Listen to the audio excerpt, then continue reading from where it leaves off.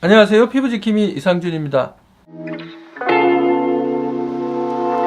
저희 병원은 피부과 치고는 논문을 참 많이 내는 편입니다. 저희 병원이 작년 한 해에만 무려 9편의 논문을 발표했더라고요. 1년에 9편을 퍼블리시 한다는 건 정말 솔직히 쉬운 일은 아닙니다. 논문을 한 편을 쓰려면 그 긴 시간 동안의 어떤 임상과 그 관찰하는 기간, 그리고 사진과 그 기록을 하고 또 통계로 그걸 분석을 하고 반복해서 그걸 검증을 하고 때로는 조직검사에 이르기까지 많은 시간과 노력을 들일 수밖에 없습니다. 하지만 이런 연구를 하는 이유는 피부 시술은 단순히 한 번 예뻐지고 끝나는 것이 아니기 때문입니다. 시술 후 1년 뒤에 도 효과가 유지가 되는지, 혹시 모를 부작용은 없는지, 이 모든 과정을 과학적 데이터로 살펴보아야만 비로소 의미 있는 진료가 가능하기 때문입니다. 저희는 진료 경험을 감으로만 남기지 않고 데이터로 정리하고 직접 검증해서 논문으로 남기는 작업을 계속해왔습니다.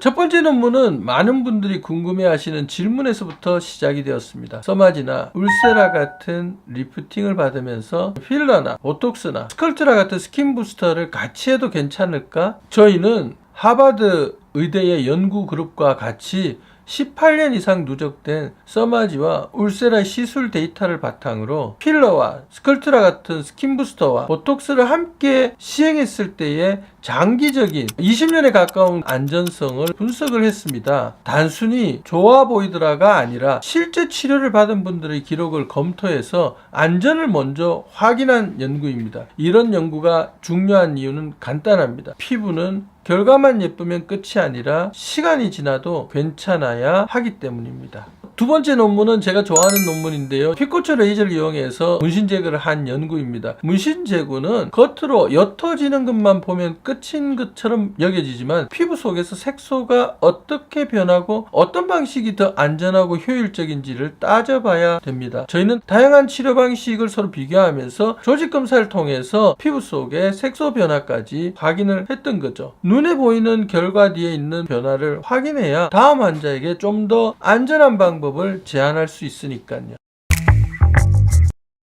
세 번째 논문은 약물을 주입하는 여드름 흉터 치료에 대해서 미라젯을 이용해서 치료한 논문입니다. 여드름 흉터는 한 번 생기면 평생 남습니다. 그래서 중요한 것은 치료 후에 실제로 피부 속에서 어떤 변화가 일어나는지를 확인하는 일입니다. 이 연구는 콜라겐이 어떤 재형성 과정을 통해서 조직학적으로 관찰해서 근거를 좀 더 탄탄하게 만들고 확인하려고 하는 논문입니다. 네 번째 논문은 아이서마지의 결과를 AI를 이용한 딥러닝 기반 스코어링 시스템으로 분석한 연구입니다. 주관적 느낌만으로 치료를 하는 데는 한계가 있습니다. 그래서 시술 결과를 AI를 가지고 더 객관적으로 평가하고 예측하려는 시도를 하였고, 이런 연구들이 쌓이면 앞으로는 어느 정도 시술 후의 결과를 기대할 수 있는지를 더 현실적으로 안내하게 될 수 있게 될 거라고 생각합니다. 다섯 번째 논문은 아이서마지 FLX에 대해 세계적으로 첫 임상 보고한 논문입니다. 새로운 장비, 새로운 시술,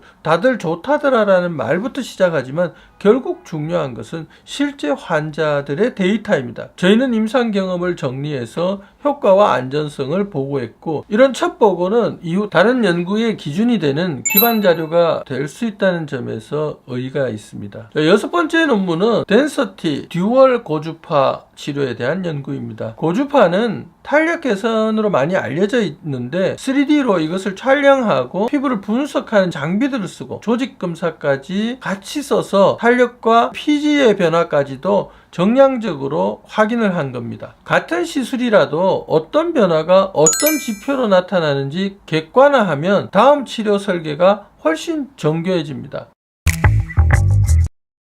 일곱 번째 논문은 고주파 치료 전반에 대한 리뷰 아티클인데요. 리뷰 논문은 한 가지 실험 결과가 아니라 여러 연구들을 분석하고 그걸 종합해서 이 치료가 과학적 근거 위에 서 있는가를 정리하게 되는 겁니다. 하나의 시술에 대해서 총정리를 한다는 의미가 있습니다. 8번째 논문은 여드름 치료 중에 더모코스메틱 병행요법의 의미를 다뤘습니다. 여드름 치료는 자극이 생기면 중도에 포기하는 경우가 많죠. 그래서 치료를 오래 지속할 수 있게 자극을 줄이고 회복을 돕는 그런 병행 전략이 중요합니다. 더모코스메틱, 즉 피부과 화장품을 병행요법에 적용했고 실제 환자 데이터로 이 부분을 확인했습니다. 9번째 논문은 여드름 골드 PTT 치료의 임상 및 조직 변화 연구입니다. 피부 속의 염증과 그리고 피지샘의 변화를 분석해서 새로운 치료 가능성을 제시를 했습니다. 여드름은 재발하고 이게 만성화가 되는 것이 문제이기 때문에 피부 속에서 피지샘과 연관되어서 어떤 변화가 일어나는지 보는 연구가 특히 중요합니다.